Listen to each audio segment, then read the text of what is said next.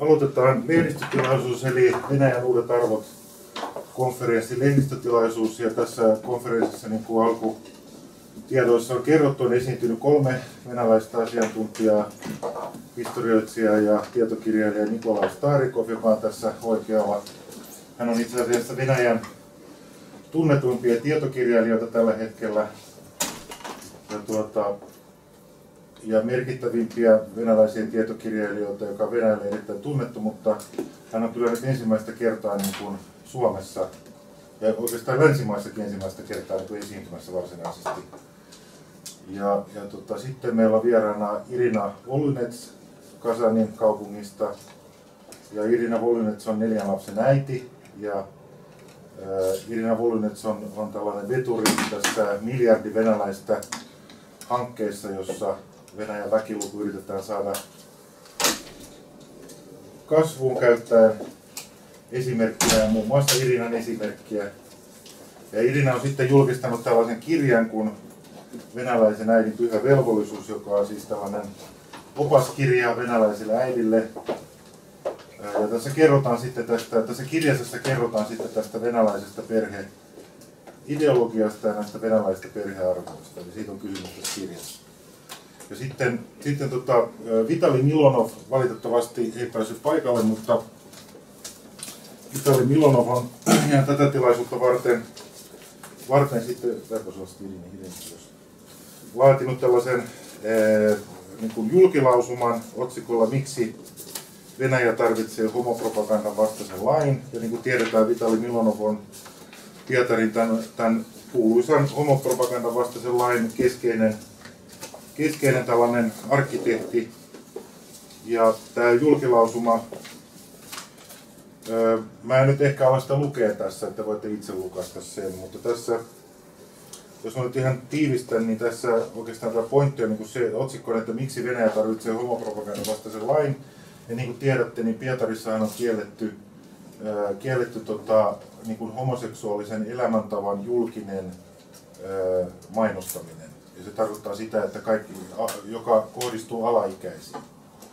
Ja se tarkoittaa sitä, että mikä tahansa julkinen mainos, kirja, lehti, julkinen tapahtuma, kuva, elokuva, mikä tahansa, joka sisältää homoseksuaalisen elämäntavan niin markkinointia, niin se on lailla kielletty sakon uhalla.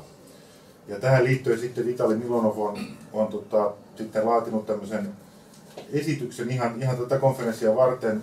Vitali Milonov itse joutui valitettavasti, tai onneksi, miten vaan haluatte, lähtemään Moskovaan selvittämään tätä Pietarissa 17.5. tapahtunutta provokaatiota, jossa järjestettiin tällainen mielenosoitus. Mutta ei nyt mennä siihen syvemmin. Joka tapauksessa Vitali Milonovia niin kuin korvaa täällä sitten hänen avustajansa tietysti, joka on Anatoli Artjuh Pietarista, ja hän on Narodny Sabor-järjestön puheenjohtaja Pietarista. Narodny Sabor on tällainen ortodoksinen, patriottinen järjestö. Ja Anatoli Artjuh oikeastaan on tämän koko niin sanotun homopropagandalain tällainen niin kuin isä tai niin kuin tämmöinen aatteellinen isä. Ja siinä mielessä hän on sitten ehkä jopa vähän sopivampikin henkilö tähän tilaisuuteen kuin Vitali Milonov. Mutta joka tapauksessa Milonovilla on kuitenkin sitten lausunto tähän tilaisuuteen. Mä annan tämän teille, että voitte siteerata tätä, tai mä toivon, että siteeraatte tätä. Tämä on siis ihan Vitali Milonovin siis niin kuin tämmöinen julkilausuma puheenvuoro tässä konferenssissa. Ja tässä on, jos mä nyt sanon, niin mitä mielenkiintoista tässä on, niin tässä nimenomaan korostetaan näitä arvoja. Tässä puhutaan näistä arvoista, ja sitten myös kiinnostavaa on se, että katsotaan, että Pietari, joka perinteisesti on vähän tämmöinen liberaali, länsimeellinen kaupunki ehkä Venäjällä, niin sen pitää nyt olla tämmöisen venäläisen perinteisten perhearvojen niin kuin etuvartio. Mä voisin kyllä oikeastaan lukea tämän, koska se kuuluu näitä asioita. On aika lyhyttä, eli tähän menee 5 minuuttia. Eli Vitali Milonovin puheenvuoro konferenssissa Venäjän uudet arvot, Helsinki Hotelli Ilves 21.5.2013 kello 14. Miksi Venäjä tarvitsee homopropagandan kieltävän lain? Homopropagandan vastainen laki hyväksyttiin niille vuosi sitten Pietarissa. Meidän kaupunkimme ei ole vain pohjoinen pääkaupunki, vaan kaupunki, joka kaipaa erityistä ryhtiä. Pietarin kaupungin syntyhistoria itsessään... Terve. Mistä sä olet? Olen aamulehdistä Elta Kiinni. No sinäkin olet aamulehdistä. Kiva.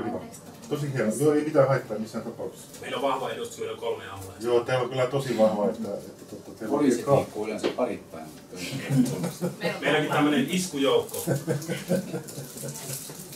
Yksi tarvitaan valvomaan näitä kahta mutta nyt pitää sinulle saada paikka, että tuppa tänne istumaan. Niin. Hän kuvaaja. Hän kato varmaan. Hänkin kuvaa. Jaa, hyvä. Hallå. Då heter jag.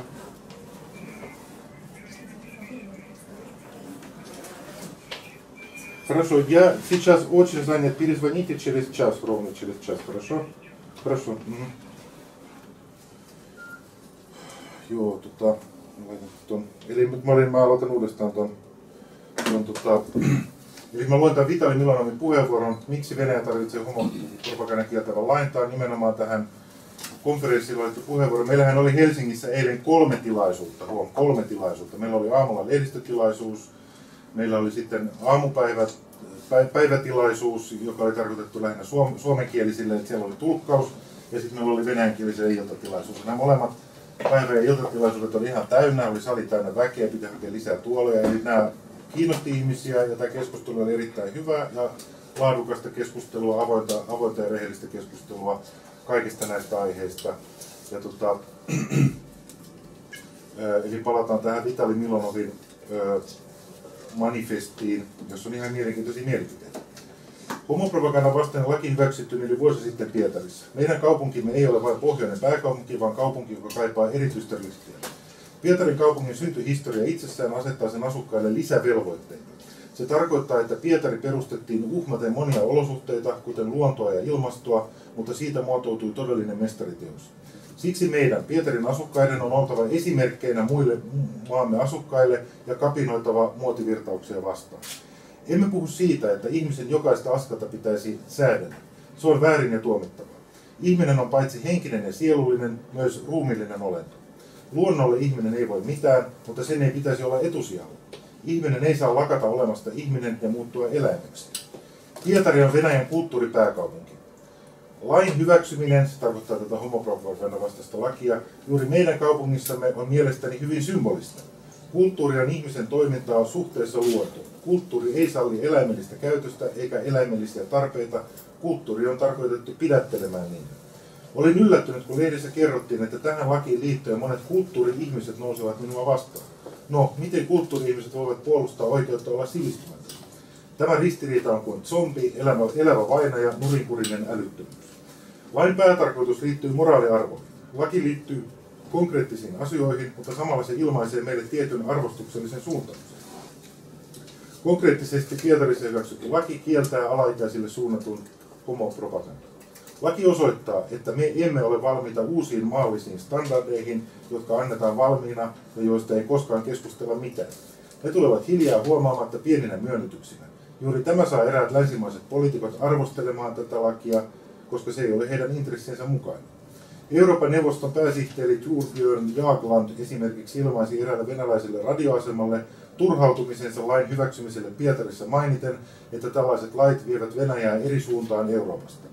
Toimittajan kysymykseen siitä, uhkaako homoseksuaalisten suhteiden avoin esittäminen televisiossa, kirjoissa ja taiteessa lasten psyykkistä turvallisuutta, hän vastasi, ei ollenkaan. Sananvapaus on demokraattisen yhteiskunnan tukipylväs.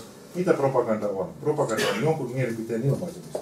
Homoseksuaalisuus on olemassa, siitä on puhuttava avoimesti, eikä piilottaa tätä tietoa. Lainaus päättyy, siis Torbjörn Jaglandin lainaus. Ja Milonov jatkaa. Tietenkin olen samaa mieltä siitä, että sananvapaus on demokraattisen yhteiskunnan perustava oikeus, mutta älkäämme sekoittako vapautta kaiken sallimiseen. Toiseksi, käytännössä missään maailmassa ei ole suoraa demokratiaa, jota jopa Sokrates kutsui epäkompetentin enemmistön vallaksi. Meidän kaupunkimme edustuksellisessa demokratiassa suurin osa kansanedustajista tuki lakialoitetta lapsiin kohdistuvan homopropagandan kieltämisestä. Kolmanneksi, en ole samaa mieltä Jaglandin määritelmän kanssa, jonka mukaan propaganda on jonkun mielipiteen sanomista. Propaganda on myös väärien tietojen levittämistä yleiseen mielipiteeseen vaikuttamiseksi. Homoseksuaalismin olemassaoloa kukaan ei kiistä. Lain pääasiallinen oikeutus on mielestäni vähemmistön oikeuksien ja hillittömien tavoitteiden rajoittaminen. Olen varma siitä, että venäläiseen yhteiskuntaan ilmaantui viimeinkin sosiaalinen tilaus moraalin suojelemiseksi. Mielestäni jokainen ymmärtää, että moraali on sielullinen ylke. Minulle kristittynä moraali tarkoittaa pyrkimistä toimia oman tunnon mukaan. Moraali on vaikea kategoria, siihen kuuluu jotakin syvällistä, jota on mahdoton luokitella laiksi, joka on vain ihmisen käyttäytymiseen liittyvä ulkoinen vaatimus. Jos yhteiskunnan jotkut kehityssuunnat arvioidaan enemmistön puolesta moraalittomiksi, niitä voidaan jo tarkastella lain näkökulmasta. Näin myös tapahtui vuosi sitten kun homoseksuaalisuuden propagoiminen alaikäisille kiellettiin. Uskon, että tämän propagandan kieltävä laki näyttää nykyään yhteiskunnan vakavan ongelman, joka koskee vastuuta sanotuista, lauletuista tai puhutuista sanoista. Taiteilijat eivät ollenkaan pidä tästä. He katsovat oikeudekseen ilmaista mielihalujaan vapaasti. Kirjoittajan ja lukijan tai katsojan välillä on ikään kuin olemassa sopimus molemminpuolisesta vastuuttomuudesta. Mutta jokaisessa tuotoksessa tai tekstissä on tietoa, informaatiota. Täydellinen vastuuttomuus on mahdottomuus. Jokainen ihminen käsittää taideteoksen yleensä joko totuuden tai valheen edustajana. Tänään vallalla on nykyaikainen nihilismi, taiteen ja kirjallisuuden vapaus kaikista arvoista. Taide on teollisuutta, taideteos on tavara, taiteilija on työntekijä. Luovan ihmisen täytyy yksinkertaisesti ylittää kaikki rajansa, myös moraaliset, silloin hän menestyy yleensä taloudellisesti. Vastuu jää medialle. Kaikki on bisnestä. Muistutan vielä, että kyseinen laki kieltää lapsille suunnatun propagandan. Laki voidaan nähdä uutena versiona peruskoulun pakollisesta aineesta, siis tietysti Neuvostoliiton peruskoulu, arkielämän perusturvallisuudesta. Nykyisessä suvaitsevassa maailmassa tämä perusturvallisuus merkitsee kykyä analysoida tietoa, sen lähteitä ja leviämistä. Tällaista taitoa arvioida tekstejä pitäisi opettaa yliopistossa. Nimenomaan tieteellinen tieto antaa myös kyvyn ymmärrykseen ja vastuuseen. Nyt voidaan ainakin asettaa ikärajoituksia tiettyjen TV-ohjelmien katsomiselle. Täytyy ymmärtää, että nuori sukupolvi on erittäin altis provokaatioille. Nuoruus on aikaa, kun meillä on taipumus hillittämään liberalismiin, kun kaiken salliminen houkuttelee. Jokainen ihminen on vapaa valitsemaan, mutta valinnan pitää olla tietoinen, ei mukana sorrottujen vähemmistöjen provosointi.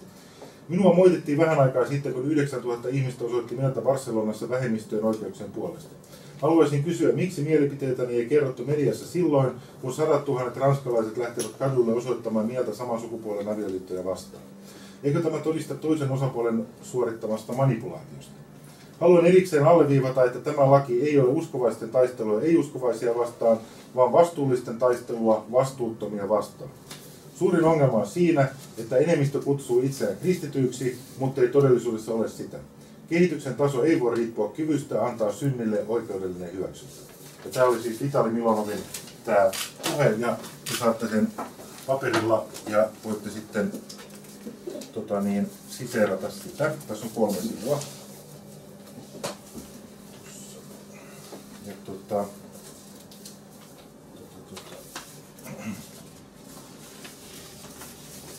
Tässä Esa yhden.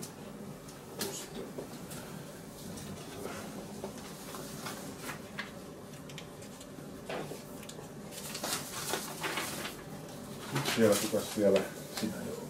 Sinä ja STT, no niin. STT Iloinen.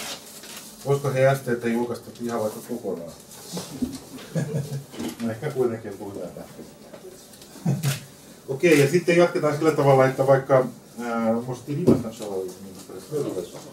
jos vaikka Irina ensin kertoo vähän tästä hänen omasta pamfletistaan, jonka hän on julkaissut, ja sitten näistä nimenomaan venäläisistä perhearvoista ja perheistä, ja myös sitten tästä feminismin ja lastensuojelun ongelmasta. Может быть, Ирина, вы рассказываете именно по поводу проблемы феминизма. Это было для финских женщин очень интересно, тут же много финских женщин. И ювенальной юстиции и так далее, пожалуйста. Но у нас очень мало времени, потому что важнее, что они могут вопросы задавать. Здравствуйте. Да. Здравствуй.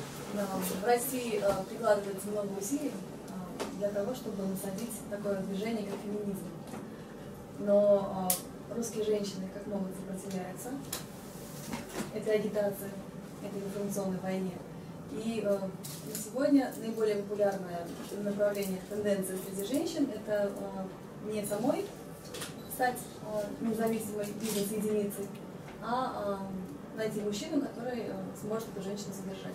Ja Irina sanoi, että tänä päivänä Venäjällä yritetään kovasti levittää tätä länsimaistyyppistä feminismiä, mutta sitä yritetään Venäjällä vastustaa ja nimenomaan vastustaa tätä informaatiosotaa venäläistä naista vastaan. Ja venäläisen naisen arvoihin kuuluu tänä päivänä edelleen se, että hän etsii tällaista voimakasta miestä itselleen.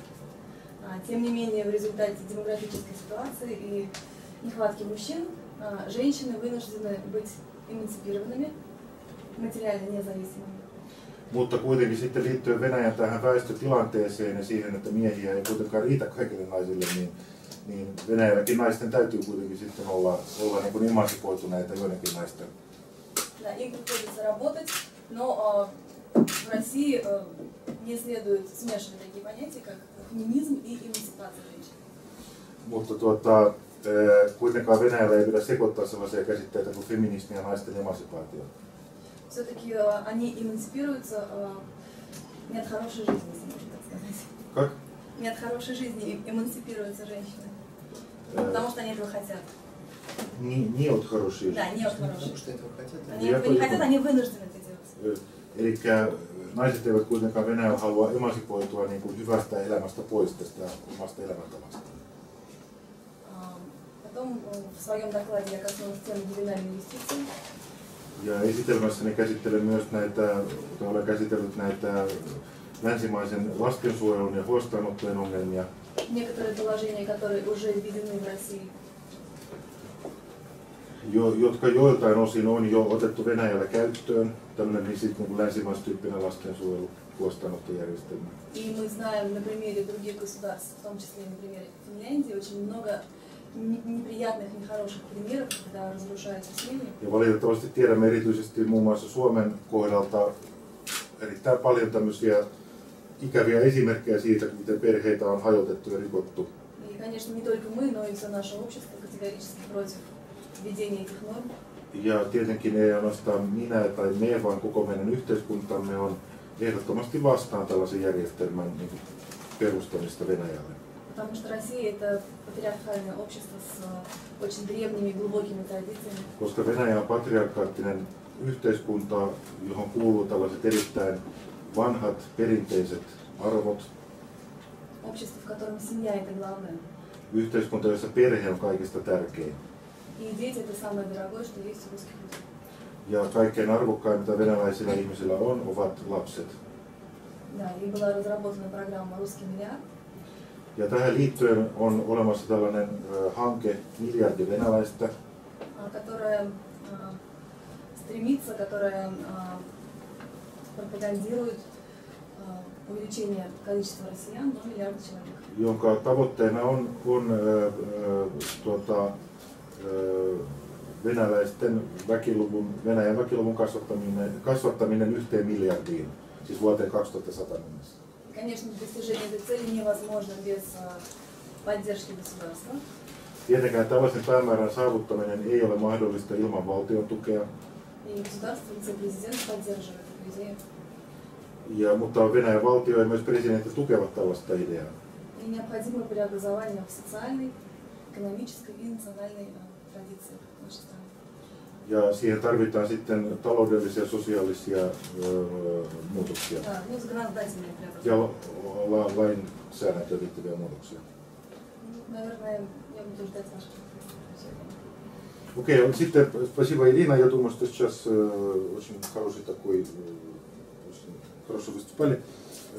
Может, сейчас Николай Викторович выступает, рассказывает, о чем вы хотите рассказывать сегодня. Может, покороче, потому что у нас очень интересная дискуссия будет, и потом, я думаю, что будут много очень интересных вопросов, потому что ситуация в Тампере достаточно напряженная, поэтому, пожалуйста, Николай. Да, добрый день. Да. Я являюсь писателем, автором 11 книг на исторические, экономические и геополитические темы.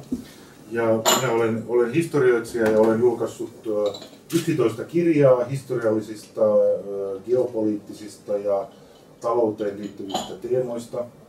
И в рамках сегодняшней конференции я привез и с помощью моих финских коллег опубликовал доклад на тему Сталина Финляндия. Liittyen tähän konferenssiin, joka nyt on meneillään Helsingissä ja Tampereella, niin olen julkaissut tämmöisen pienen pamfletin Stalin ja Suomi. Это моя первая работа на финском языке, и надеюсь, что в дальнейшем на финском языке выйдут и мои все остальные книги. Ja tämä on ensimmäinen työni, julkaisuni suomen kielellä, ja toivon, että näitä suomenkielisiä julkaisuja tulee tietysti enemmän. Что касается меня, то я абсолютно убежден, что Россия и Финляндия должны сохранять добрососедские отношения и жить в мире и дружбе, как это у нас прекрасно получалось практически всю нашу историю, за исключением достаточно короткого исторического промежутка. Ja mitä omaa mielipiteeseen tulee, niin olen erittäin vakuuttunut siitä, että Suomi ja Venäjä pitää elää tämmöisessä hyvässä naapuruudessa ja ystävyydessä, joka on itse asiassa ollutkin tosiasia Suomen ja Venäjän suhteissa pitkälle, siis oikeastaan aina, lukuun ottamatta näiden sotien tällaista aika lyhyttä aikakautta. И я думаю, что для того, чтобы мы могли уверенно смотреть в будущее, мы должны достаточно тщательно и хорошо разобраться в нашем совместном прошлом. Ja jotta me voimme kehittää tulevaisuutta menestyksekkäästi, niin meidän täytyy tarkastella hyvin huolellisesti meidän menneisyyttämme. Именно поэтому в своем докладе, в своей книге я рассмотрел вопрос взаимоотношений России и Финляндии через призму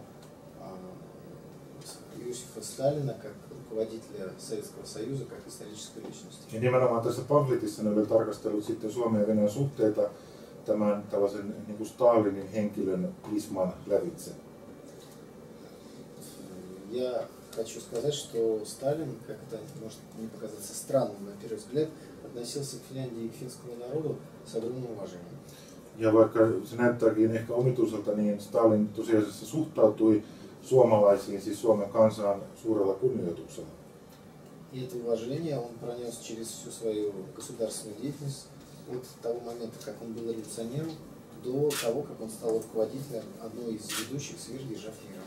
Ja tämä kunnioitus kyllä kesti sitten koko hänen uransa ajan aina siitä lähtien, kun hän oli tavallinen vallankumouksellinen ja päättyi sitten siihen, kun hän oli sotiin ja sitten hänen hallintonsa loppuaikaan.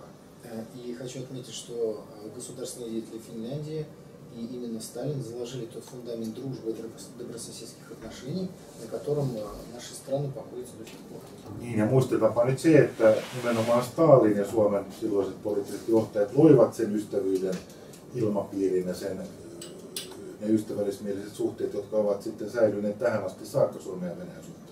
Что же касается тех трагических событий и военных столкновений, которые произошли в середине 20 века, то это безусловная трагедия. Однако на фоне этой трагедии очень многие силы хотят спекулировать и стараются поссорить между собой финский и русский народ.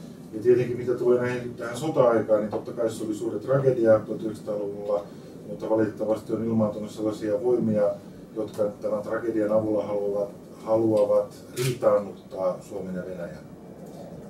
Поэтому я очень надеюсь, что в моей книге читатели найдут ту информацию, которая позволит по-новому посмотреть на события этого времени. И, возможно, в Финляндии и в России начнется очередной этап дискуссии, которая приведет к появлению новых фактов и новому осмыслению тех трагических событий, которые происходили. Toivon, että tämän kirjan avulla sitten ihmiset löytävät uuden tavan katsoa tätä asiaa ja löytävät sitten ratkaisuja näihin Suomen ja Venäjän välillä sitten ilmenneisiin, siis tähän vaikeaan aikaan, eli tähän sota-aikaan ja sen tulkintaan. Да, ну я думаю, что подробности можно посмотреть в моем докладе, и я думаю, что лучше Eli voitte lukea tämän pamfletin, tietysti sehän lukee aika nopeasti ja sitten siitä löytyy kaikki nämä pointit. Mutta sitten voitaisiin ottaa kysymyksiä, olkaa hyvä. Joo. Niin mä Rinnalta kysyisin, että mitä pitäisi yhteiskunnan tehdä sellaisessa tapauksessa, jos vanhemmat on alkoholisteja, narkomaaneja ja ne lyövät ja hakkaavat ja raiskaavat lapsiaan ja pitää niitä likaisissa ja epähygienisissä olosuhteissa eikä anna niille tarpeeksi ruokaa, niin pitäisikö yhteiskunnan puuttua tilanteeseen jotenkin vai pitäisikö se jättää tämän perheen sisäisesti? Окей, есть такой вопрос. Как вы думаете, Ирина, есть ситуация, когда родители пьют, они наркоманы, они алкоголики, они убивают своих детей, дети в грязи живут. То есть должно ли общество вмешиваться в эту ситуацию? Да, конечно, к сожалению, в России так же, как и в других странах, есть такие семьи неблагополучные. Tietenkin yhteiskunnan pitää puuttua ja valitettavasti Venäjällä ja muissakin maissa on tällaisia tapauksia. И это очень большая беда для общества. Ja se on tietysti erittäin suuri harmi yhteiskunnalle. До недавнего времени прекрасно действовало российское законодательство, основы которого были заложены еще в Советском Союзе. Ja tähän liittyen Venäjän niin kuin, nykyinen lainsäädäntö on toiminut erittäin hyvin ja tämän lainsäädännön perustahan on niin kuin laskettu jo Neuvostoliiton aikana. И проводится постоянная работа по выявлению таких семей. Ja jatkuvasti tällaisia perheitä tietysti niin kuin autetaan. Семей, которые действительно представляют реальную угрозу для здоровья, жизни и психики детей. Ja tietenkin on olemassa perheitä, jotka muodostavat todellisen uhkan niin kuin lasten turvallisuudelle ja kehitykselle, psyykkiselle. И мы не считаем, что необходимо вводить какие-то новые нормы извне. Ja olemme sitä mieltä, että ei tarvita mitään uusia lakeja, vaan siis niin kuin Irina sanoi, nämä vanhat lait, jotka on olemassa, ne riittää. Pitääkö yhteiskunnan puuttua tämmöisen perheen sisäisiin asioihin? Общество должно смешиваться с внутренних делах такой семьи. Конечно, общество вмешивается в внутренние дела таких семей, которые действительно являются неблагополучными. В полном смысле этого слова. Tietenkin yhteiskunnan pitää puuttua tällaisen perheen, joka todellakin on tämmöinen onneton perhe, niin sen sisäisiin. Есть разработанные четкие критерии определения этой неблагополучности. Ja on olemassa tarkat kriteerit siihen, miten tällainen perheen niin kuin määritellään, tämä ongelmaperhe. Которые, в отличие от норм ювенальной юстиции, нельзя двояко трактовать. Что? В отличие от норм ювенальной юстиции, те нормы, которые прописаны были до сегодняшнего дня, не позволяют их объяснять разными смыслами. Это не наличие апельсинов в холодильнике. Да, то есть они четко прописаны и невозможно их интерпретировать по-своему. Okei, eli tämä pointti oli siis tämä, että tämmöinen nimenomaan pitää määritellä niin kuin tarkasti tämmöinen ongelmaperhe, eikä niin kuin tämä nykyinen länsimainen lastensuojelu antaa tämmöisiä epämääräisiä niin kuin mielivaltaisia määritelmiä, että voidaan niin kuin millä tahansa perusteella suurin piirtein ottaa lapset huostaan. No niin, vielä kysymyksiä? Irinalle. Voidaanko Venäjällä käyttää lasten kasvatuskeinona tukistamista, jos lapsi toimii väärin? Niin... В России можно ребенка, как это по-русски, это ребенка, если воспитывать ребенка там и взять волосами вот так вот. Его не возьмешь с волос. Нет, ну конечно, это какие-то крайние случаи, и это не принято в российском обществе бить детей, издеваться над ними. Tietenkään siis venäläisessä yhteiskunnassa ei niin kuin ole yleisesti hyväksyttyä niin kuin satuttaa lapsia tai lyödä lapsia tai pahoinpidellä lapsia. Se ei ole yleisesti hyväksyttyä venäläisessä yhteiskunnassa. Да, если обществу становится известно, что издеваются над детьми, конечно, таких детей изымают из семьи. И родители лишают родительских прав. Ja tietenkin Venäjällä, mikäli jotakin käy ilmi, että jotakin lasta todella pahoinpidellään, niin silloin vanhemmilta voidaan ottaa pois niin sanotut vanhemman oikeudet. И заставляют делать уроки в России детей. Это нормально считается в России. Еще музыкой заниматься. Да. Заставляет вырастать хорошими людьми. Я бы хотел сказать, что не надо путать наказание детей с избиением. Это разные вещи.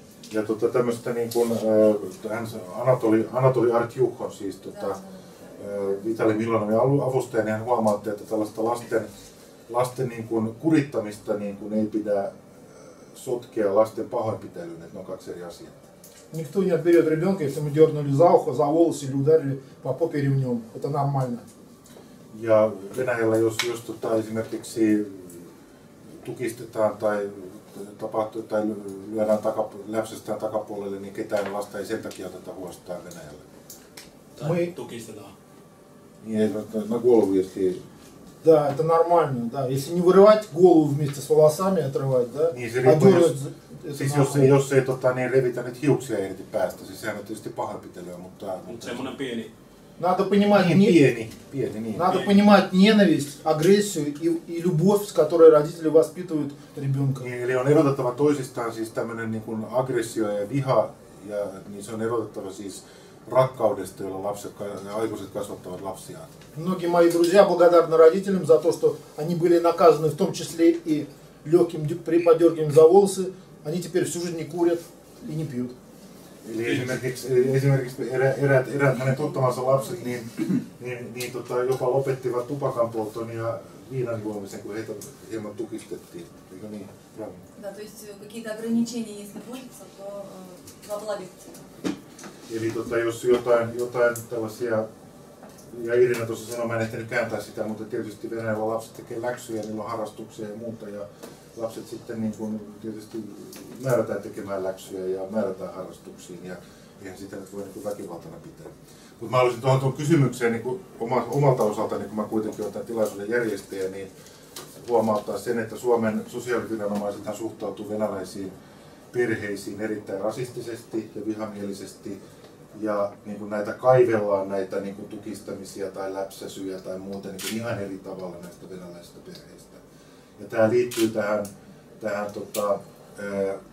2010 STM-suositukseen, jossa nimenomaan väitetään, että Somaliassa ja Venäjällä on niin kuin lasten pahoinpitely sallittua, ja muun muassa Maria-Kaisa Aula levittää tämmöistä niin kuin pöyristyttävää, rasistista, suorastaan niin kuin vihapuhetta venäläisiä perheitä vastaan Suomessa. Eli väitetään, että siis tämmöinen on Venäjällä jotenkin niin kuin laajasti käytössä ja muuta. Mutta tämä ongelma nyt oli siinä, että mikä on se toleranssi, että Suomessahan tämä, kun Suomen Maria-Kaisa Aulan niin aloitteista paljolti niin kuin Suomen sosiaaliviranomaiset suhtautuu venäläisiin äiteihin rasistisesti, niin se toleranssihan on niin eri, että venäläisillä äidillä ei ole mitään toleranssia, mutta suomalaiset äidithän saa tukistaa lapsia ihan niin paljon kuin ne haluaa. Ja sitten tietysti se, mitä Suomessa lastensuojelu tekee venäläisille äideille, nyt näille 10 äideille, jotka on kertoneet näistä ongelmistaan, niin sehän on myös väkivaltaa, eikö niin? Sehän on myös väkivaltaa näitä perheitä kohtaan, näitä äitejä kohtaan. Ja tämä haluaisin niin tähän lisätä. Nikolaille olisi kysymys. Joo, mun täytyy pikkasen kääntää nyt, mitä mä sanoin. Я только сказал, что добавил, что финские социальные службы и финские это детские омбудсмены, это Мария Касаула, которая очень русофобски относится к русским. То есть это русских преследуют, постоянно обвиняют о том, что они якобы избивают своих детей, наказывают и так далее.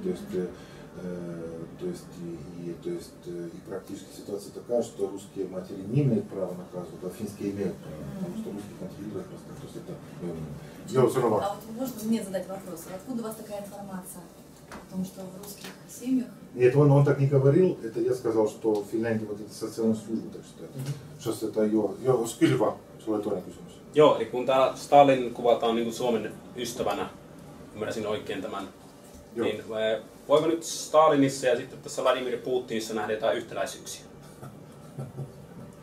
Okei. Niin, sulla on kyllä hyviä kysymyksiä, että sä oot kyllä ihan oikeassa ammatissa. У нас спрашивал, что вы, раз вы говорили, что Сталин был очень хорошим другом финского народа, то есть положительно относился к финскому народу, можно ли, видите ли вы аналогии между Сталином и Владимиром Путиным? Ну, во-первых, я не сказал, что Сталин был большим другом финского народа, потому что это, наверное, будет звучать несколько фальшиво на фоне того, что Россия воевала с Финляндией при Сталине. No tietenkään ei voi sanoa, että, niin kuin, että Stalin oli suomalaisten niin kuin kaikkein suurin ystävä koskaan, koska tietysti täytyy muistaa, että Suomi ja Venäjä oli tietysti sodassa. Я сказал, что Сталин относился с уважением к финскому народу. Ja sanoin tänään, että Stalin suhtautui kunnioittavasti Suomen kansaan.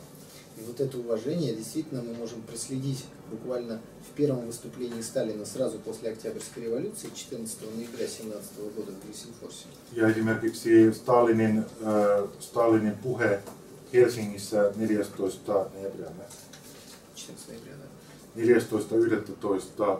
vuonna 1917, siis Stalin esiintyi Helsingissä sosiaalidemokraattien tilaisuudessa ja tuki siellä Suomen itsenäisyyttä ja Suomen kansan itsemääräämisoikeutta.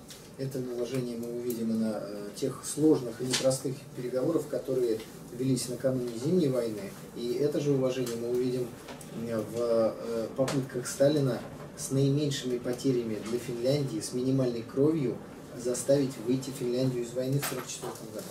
Tämän kunnioituksen suomalaisia kohtaan niin voimme nähdä myös näissä erittäin vaikeissa neuvotteluissa suomalaisten kanssa talvisodan alla ja sitten myös sodan aikaisissa neuvotteluissa, kun Suomea yritettiin saada ja saatiin sitten irtaantumaan tästä toisesta maailmansodasta. В этом смысле то уважение, которое испытывал руководитель Советского Союза в середине 20 века, как хорошая эстафетная палочка передавалась дальнейшим руководителям Советского Союза. И Финляндия, наверное, относится к числу стран, с которыми у Советского Союза, теперь у Российской Федерации, традиционно хорошие отношения. В этом смысле, в уважительном отношении к Финляндии и в добрососедских отношениях Путин, безусловно, является продолжателем линии Сталина. Ja tässä mielessä Putin on ilman muuta siis Stalinin niin kuin työn jatkaja tässä hyvissä Suomi-suhteissa, koska Stalin hän jätti perinnöksi kaikille Neuvostoliiton johtajille nimenomaan tämän tämmöisen niin kuin ystävällismielisen suhtautumisen Suomeen siis sodan jälkeen. Ja tämä suhtautuminen on sitten jatkunut ja se on siirtynyt aina uusille Neuvostoliiton ja Venäjän johtajille ja tässä mielessä siis Putin on ilman muuta tämän perinteen jatkaja. Ja nimenomaan Nikolai sanoi, että siis Suomen kanssa Venäjällä on aina sodan jälkeen ollut erittäin hyvät suhteet. Ja on edelleen tietysti. Lisäkysymyksiä? Esa. Tässä kirjassa sanotaan muun muassa, että Stalin rakasti Suomea. Niin eikö ole hyvä erikoinen rakkauden osoitus, kun Stalinin määräyksestä 1939 joulukuussa niin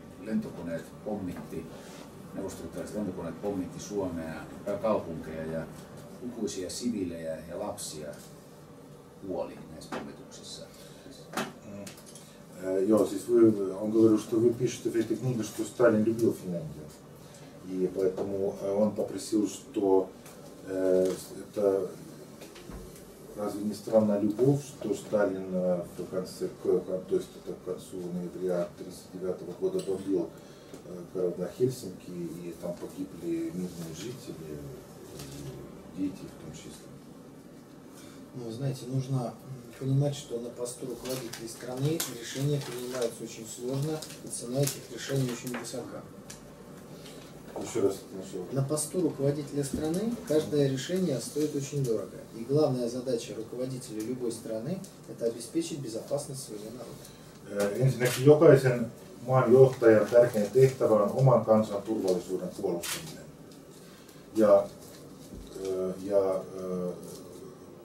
Tämän siis esimerkiksi Neuvostoliiton еще раз первая фраза, еще раз скажите. На посту руководителя страны принимать решения очень сложно, потому что цена высока. Ja kun on tällaisessa tehtävässä, eli esimerkiksi Neuvostoliiton johtajan tehtävässä, niin päätökset on erittäin vaikeita, koska näiden päätöksen seuraukset on erittäin vakavia. Ja on siis erittäin, niin kuin, tehdään erittäin vakavia päätöksiä. В двух словах завязку советско-финской войны объяснить невозможно, это занимает несколько страниц моего доклада. Ja muutamalla sanalla tämän talvisodan taustan esimerkiksi selvittäminen ei nyt onnistu, koska sitä käsitellään tässä kirjasessa kyllä sitten useamman sivun verran. Если сказать в двух словах, то взаимоотношения России и Финляндии в тот период стали центром мировой геополитики.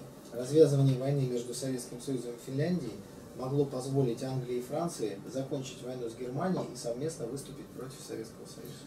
Ja jos halutaan sanoa lyhyesti, niin tuolloin siis talvisodan alla Suomen ja Neuvostoliiton suhteethan oli tämmöisen niin kuin geopolitiikan, kansainvälisen geopolitiikan niin kuin keskiössä. Eli nimenomaan Englanti ja Ranska halusivat Suomen avulla niin sekaantua Neuvostoliiton tilanteeseen ja lietsoa Neuvostoliiton sisällissodan.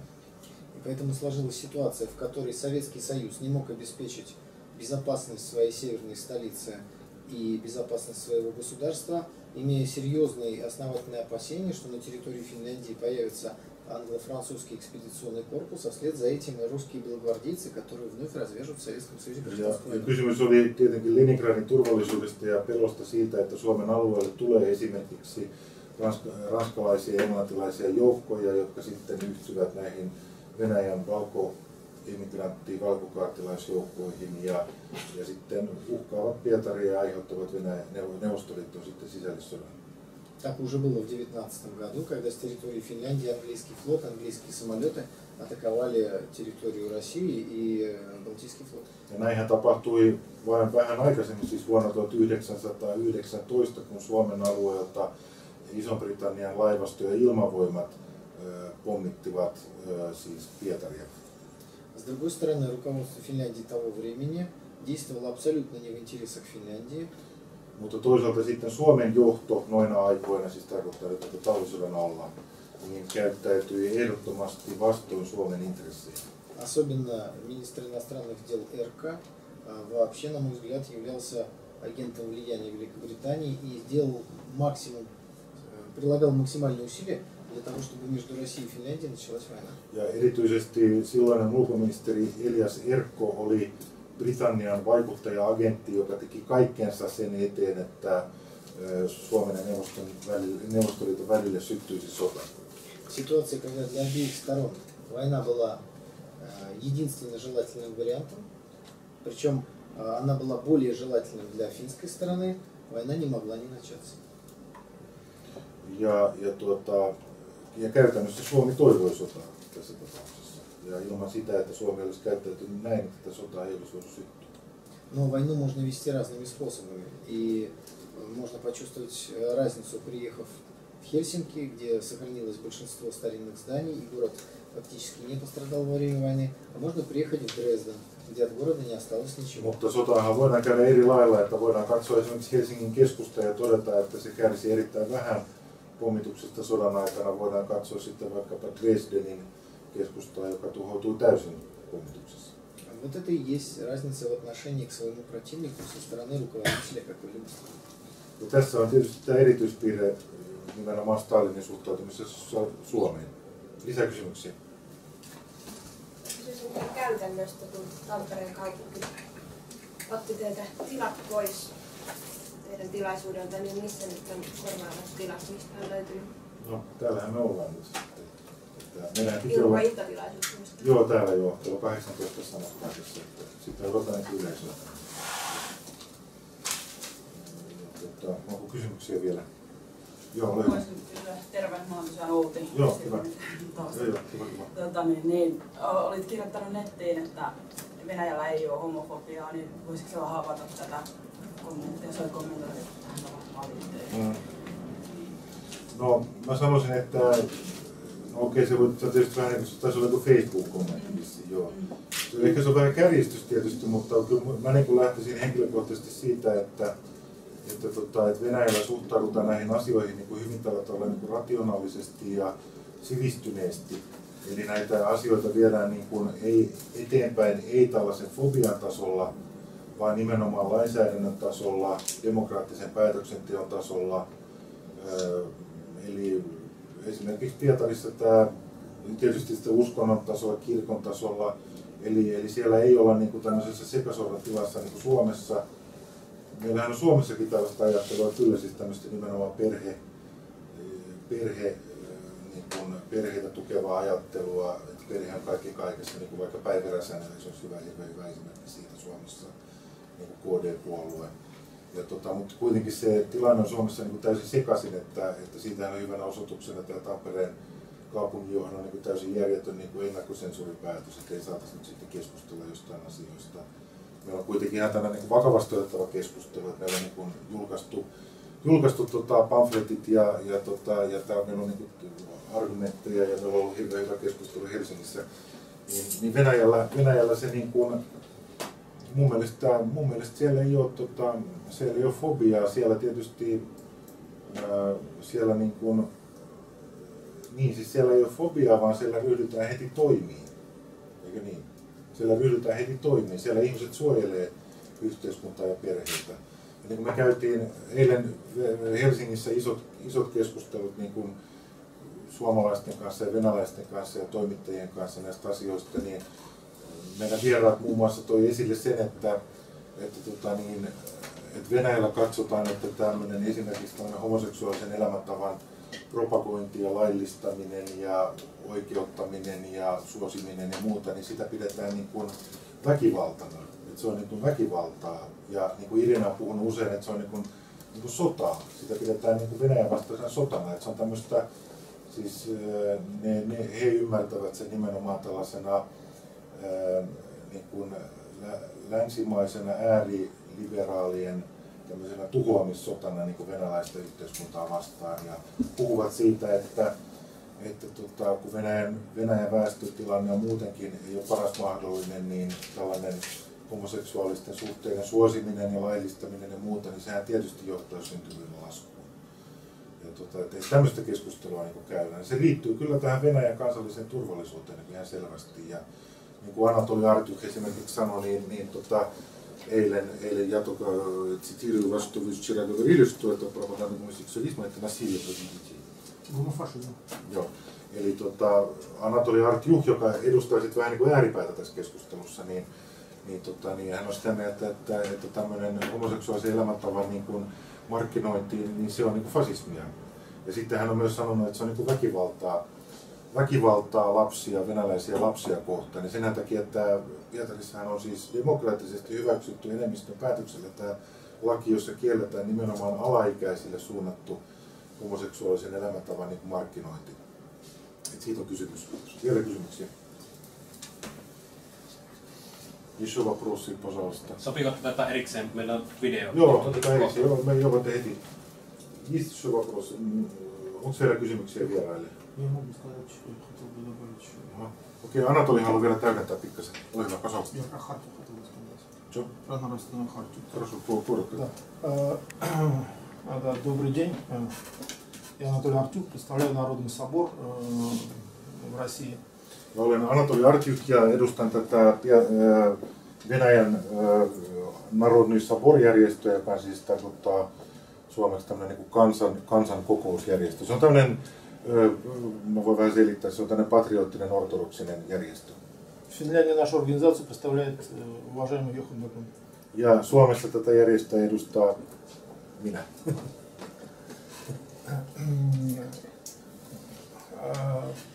Николай Викторович Стариков предложил идею русского миллиарда. Мы со своей стороны, это идею, которую мы поддержали. Ja Nikolai Starikovhan on tämän miljardin venäläistä hankkeen niin kuin alkuunpanija itse asiassa. Ja me tietysti tuemme tätä hanketta. Мы со стороны Народного собора предложили нравственную хартию. Ja mutta Narodny Sabor-järjestö on sitten vielä ehdottanut tällaista niin kuin moraalisopimusta.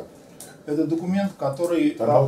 Oikeastaan voisi käyttää niin kuin moraalimanifestia. Это документ, который объединяет всех людей и вообще всех людей планеты Земля на основании традиционных ценностей общечеловеческих. Ja se on semmoinen tämmöinen moraalimanifesti, jonka tarkoituksena on yhdistää kaikki maapallon ihmiset tämmöisiin yhteisiin, perinteisiin, inhimillisiin arvoihin. Я думаю, на сайте Йохана Бекмана мы опубликуем этот документ. Ja luulenpa, että julkaisimme sen esimerkiksi Beckmanin nettisivuilla pian. С той целью, что мы надеемся, что вы примете активное участие в его разработке тоже, как вы видите это со своей стороны. Ja nimenomaan sillä tavoitteella, että tekin ottaisitte kantaa siihen ja voisitte kehittää sitä. Вы, я имею в виду, это народ Финляндии. Ja teillä tarkoitan Suomen kansaa. У нас также есть дети, мы также любим друг друга, мы также любим свою страну, у нас очень много ценного, у нас есть всегда свои проблемы человеческие, и нам нужно найти общую систему их решения. Ja meilläkin on lapsia ja mekin kasvatamme lapsia ja meille lapset ovat tärkeitä ja meidän täytyy löytää yhteinen kieli näissä meidän yhteisissä arvoissamme. Не верьте тем людям, которые считают, что у нас есть какие-то фашистские или человеконенавистские тенденции. Ja älkää uskoko niitä ihmisiä, jotka syyttävät meitä fasisteiksi tai väittävät, että meillä on jotain tämmöisiä ihmisyyden vastaisia tendenssejä. Я скажу вам больше, у нас даже нет фобии в отношении гомосексуализма. Ja haluan nimenomaan painottaa sitä, että meillä ei ole mitään fobiaa suhteessa tähän homoseksuaalisuuteen. Мы просто действительно вынуждены защищать своих людей, детей от грубейшего навязывания нам других форм половой жизни. Ja me vain haluamme suojella lapsiamme siltä, että näitä lapsia ei houkutella tällaisiin toisenlaisiin niin kuin sukupuoliin suhteisiin. А методы противодействия у нас вполне мирные, законодательные, как законопроект, который мы участвовали в разработке в Петербурге. Ja meidän menetelmämme ovat sitten rauhanomaisia, eli muun muassa tämmöinen lakihanke, lakialoite, joka on hyväksytty ja niin edespäin. Или творческие. Я недавно, буквально неделю назад в Финляндии записал инструментальный альбом, который называется «Стоп глобализм», в котором есть стоп гендер, стоп гомосексуализм, стоп фашизм, стоп juvenile injustice. Itse asiassa ja muun muassa tai sitten ihan tämmöistä niin kuin taiteellista tuotantoa, eli itse olen esimerkiksi vähän aikaa sitten levyttänyt tällaisen levyn Suomessa, jonka otsikkona on siis globalisaatio, stop globalisaatiolle ja stop tällaiselle niin kuin ääriliberaaleille arvoille ja stop tällaiselle niin kuin länsimaistyyppiselle lastensuojelulle. Я надеюсь, когда мы его закончим, он вам понравится. Вот это одни из наших методов борьбы с разрушением наших традиций. Tämä on meidän keinomme torjua tätä meidän perinteidemme hajottamista. Onko joku kysymys tähän? Sellainen kysymys, että Venäjän lainsäädännöstä on kai poistettu pykälä, jossa homoseksuaalismi Neuvostoliiton aikana määriteltiin rikokseksi. Pitäisikö se palauttaa? В российском законодательстве же в Уголовном кодексе же убрали статью «Запрет гомосексуализма». 93 году. Niin, vuonna 1993, Nikolai. Siis 1993 poistettiin tämä homoseksuaalisuuden kriminalisointi. А вы считаете, что придется вернуть эту криминализацию гомосексуализма? По крайней мере, в те времена, когда была эта статья, никаких проблем в отношении гомосексуалистов и традиционных людей не было. Hän vastaa, että silloin kun tämä laki oli voimassa, niin silloin ei ollut minkäänlaisia ongelmia niin kuin heteroseksuaalien ja homoseksuaalien välisissä suhteissa. Эта статья скорее защищала гомосексуалистов от нападения. Ja tämä rikosartikla itse asiassa suojeli homoseksuaaleja näitä hyökkäyksiä. Кстати говоря, как и тот закон, который разработали мы против пропаганды, он тоже защищает гомосексуалистов, если они додумаются просто не выходить на улицу, их никто трогать не будет. Ja itse asiassa tämä meidän lakimme, joka kieltää homopropagandan, niin myös suojelee nämä homoseksuaaleja näitä hyökkäyksiltä, koska silloin homoseksuaalit eivät lähde kaduille. Tähän mä haluan täydentää sen, että Venäjällä valitettavasti niin hyökätään siis näitä useissa kaupungeissa näitä homoja vastaan, jos yrittää järjestää vaikka gay-paraadin tai jonkun, niin siellähän on näitä hyökkäyksiä. Eli se pointti oli siis se, että kun se kielletään jo lainsäädännöllä, niin näitä hyökkäyksiäkään ei tapahdu, kun ei tapahdu näitä gay-paraadeja. Я еще раз хочу сказать, что мы не лезем к извращенцам в постель. Мы требуем, чтобы они не лезли к нашим детям в школы и детские сады. Ja kysymys on siitä, että me emme sekaannu näiden homoseksuaalien niin kuin sänkykamariin, emme mene sinne sänkykamariin, eli he saavat tehdä siellä sänkykamarissa mitä haluavat ja toivomme, että he eivät tuo sitä sänkykamaria niin kuin meidän lastemme kouluihin ja kaduille ja muualle. Николаilla on vielä pieni pointti tähän. Я хочу сказать, что здесь существуют определенные разные точки зрения. Конечно, на сегодняшний день речь ни в коем случае не идет о возврате уголовного наказания за мужеложство. Ja tietenkään tänä päivänä ei ole kyllä mitään puhettakaan siitä, että rikoslakiin joku haluaisi lisätä tämän homoseksuaalisuuden kiellon. В первом чтении в Государственной Думе принят закон о запрете пропаганды гомосексуализма среди детей.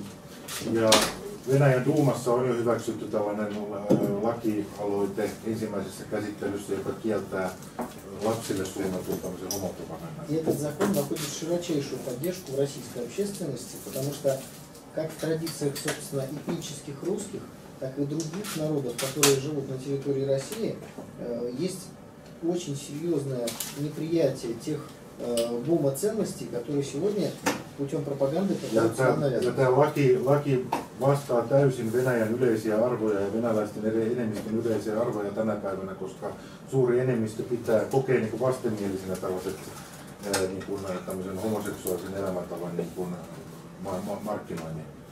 Поэтому гей-парады в России вряд ли когда-либо состоятся. Что касается спален каждого дома, там каждый волен поступать так, как считает.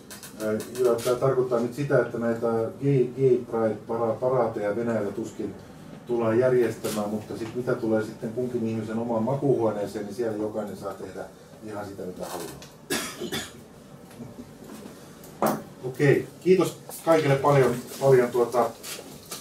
osallistumisesta tähän ja tulkaa sitten 6 vielä uudestaan. Esa on varmaan tulossa kuvaamaan. Et pääse. No kiitos kun tulitte. Kiitos paljon. Kiitos.